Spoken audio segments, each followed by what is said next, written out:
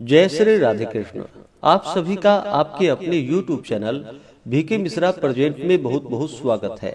आइए सुनते हैं शीतला सप्तमी व्रत की कथा। चैत्र मास कृष्ण पक्ष की सप्तमी तिथि के दिन शीतला सप्तमी का व्रत धारण किया जाता है और इसके अगले दिन शीतला अष्टमी यानी कि बसौड़ा का पर्व मनाया जाता है। धार्मिक दृष्टि से इस दिन का बड़ा ही विशेष महत्व माना गया है। धार्मिक मान्यताओं के अनुसार शीतला माता की पूजा से महामारियों से रक्षा होती है। कहते हैं जो व्यक्ति शीतला सप्तमी पर व्रत रखकर माता शीतला की विधि विधान से पूजा करते हैं उसे चेचक, बुखार, फोड़े फुंसी और आंखों से जुड़ी हुई समस्याओं से छुटकारा प्राप्त होता है। तो आइए सुनते हैं शीतला सप्तमी की कथा। तो बोलिए प्रेम से शीतला माता की जय। पौराणिक कथा के अनुसार एक राजा के एक लौते पुत्र को एक बार शीतला यानी कि चेचक निकली। उसी राज्य में एक काशी पुत्र को भी चेचक निकली हुई थी।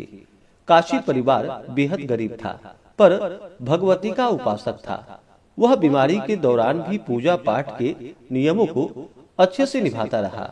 उसके घर में साफ सफाई का विशेष ध्यान रखा जाता था। विधिवत रूप से भगवती की पूजा भी होती थी। उस घर में नमक खाने पर पाबंदी थी। यहाँ तक कि सब्जी में छौंका भी नहीं लगाया जाता था और ना ही ज्यादा भुनी तली चीजें खाई जाती थी। काशी गर्म वस्तु का सेवन ना स्वयं करता था और ना ही शीतला वाले लड़कों को देता था। इस तरह नियमों के पालन से उसका पुत्र बहुत ही जल्दी ठीक हो गया। वहीं उधर राजा ने भगवती के मंडप में शतचंडी यज्ञ का पाठ शुरू करवा दिया। रोज हवन और बलिदान होते थे। राज पुरोहित भी भगवती के पूजन में निमग्न रहा करते थे। राजकुमार के शीतला होने के बावजूद राजमहल में रोज कड़ाही चढ़ती थी। तरह तरह के गर्म स्वादिष्ट पकवान बनते थे। सब्जी के अलावा कई तरह के मांस भी पकते थे। इसके कारण उस लजीज पकवानों की सुगंध से राजकुमार का मन बहक जाता था और वह भोजन के लिए जिद करता था।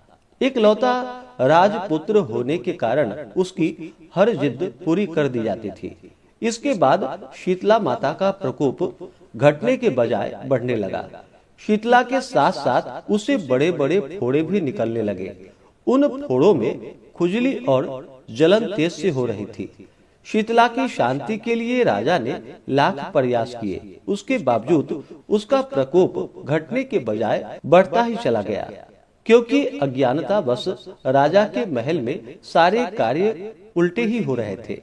इसके बाद राजा अधिक परेशान हो गया। वह समझ नहीं पा रहा था कि इतनी कोशिशों के बाद भी शीतला का प्रकोप शांत क्यों नहीं हो रहा है। फिर एक दिन राजा के गुप्तचरों ने बतलाया कि काशी पुत्र को भी शीतला निकली थी, लेकिन अब वह बिल्कुल ठीक हो गया है। यह जानकर राजा को बड़ी हैरानी हुई कि मैं तो शीतला की इतनी सेवा कर रहा हूँ, पूजा पाठ अनुष्ठान में भी कोई कमी नहीं कर रहा, फिर भी मेरा पुत्र रोगी होता जा रहा है, जबकि काशी पुत्र तो बिना सेवा और पूजा पाठ के ही ठीक हो गया। यह सोचते सोचते उसे नींद आ गई।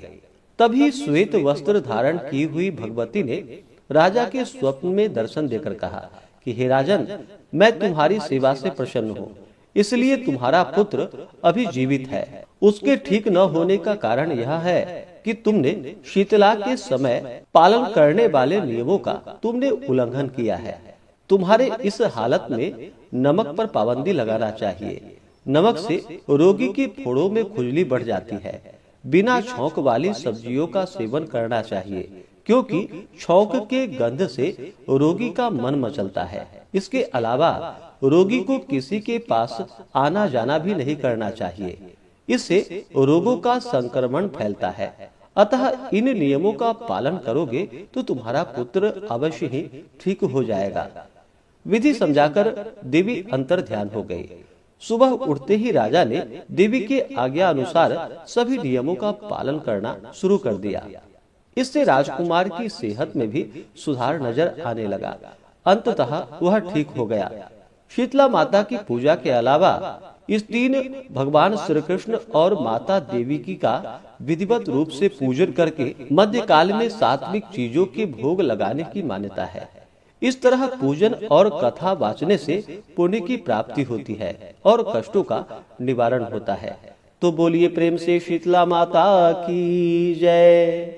इस बार शीतला सप्तमी का व्रत जो कि 10 मार्च 2026 दिन मंगलवार को पड़ा है, वहीं पे शीतलाष्टमी का व्रत जो कि 11 मार्च 2026 दिन बुधवार को है। चैत्र मास कृष्ण पक्ष की सप्तमी तिथि प्रारंभ समय जो कि 9 मार्च 2026 दिन सोमवार रात्रि 11:29